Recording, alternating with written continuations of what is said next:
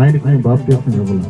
ఎందుకంటే బాప్తీసం తీసుకున్నాడు పరలోకానికి వెళ్ళాడనే మాట, ఎందుకంటే అది అనేకులకి ఏమైందంటే ఆటంకంగాను అభ్యంతరకరంగా ఉంటుంది.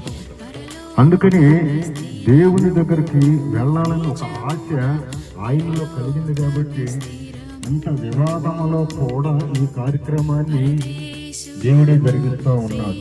ఎన్ని ఆటంకాలు వచ్చినా, అభ్యంతరాలు వచ్చినా, అవమానాలు వచ్చినా, నిందలు వచ్చినా, మరి భార్యగా, కుమారుడుగా, కోడలుగా, మరి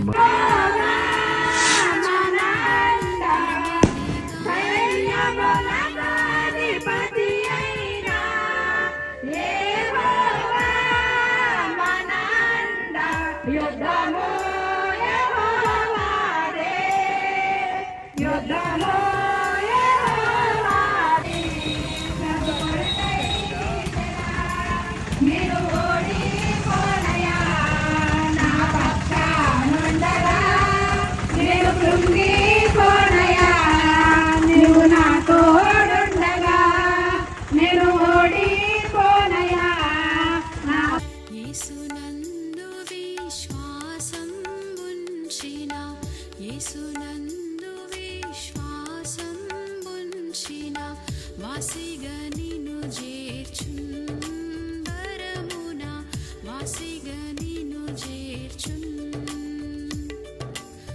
పరదేశులము చూడు.